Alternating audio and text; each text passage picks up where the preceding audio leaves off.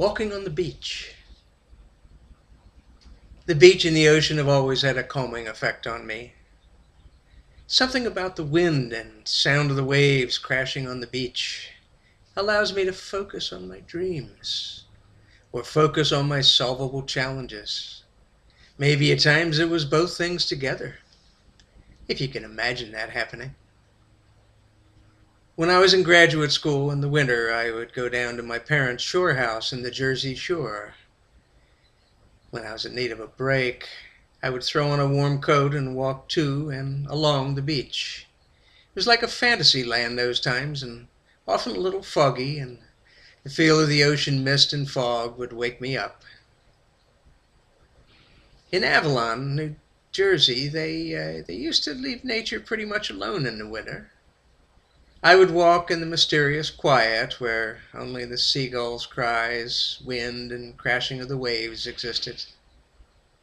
The beach itself was strewn with seaweed, and at times the shells of horseshoe crabs, if they didn't make it back to the sea at low tide. Of course, lots of clam shells that the gulls dropped, cracked, and ate their contents, and then you had at least one side undamaged. It was a marvelous time of wonder, dreaming, and letting go of my worries or tensions.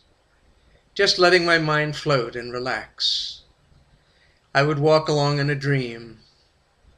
I got rejuvenated from my necessary work, but also allowed myself to dream of anything that came up during those wonderful walks.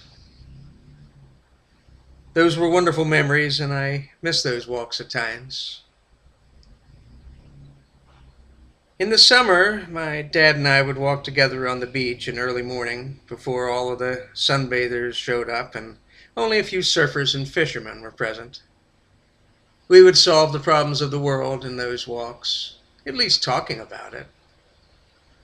I remember fondly the dad talking about how wonderful it would be to be a beachcomber when he retired.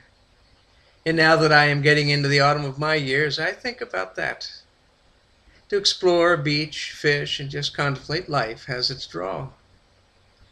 Of course, I would have to write and be busy part of the time. I'm too fidgety to just plain retire. Honestly, Dad was too. I am still drawn to the ocean and always will be. I used to have a sailboat, and that was the most meditative, wonderful mental therapy that I could imagine.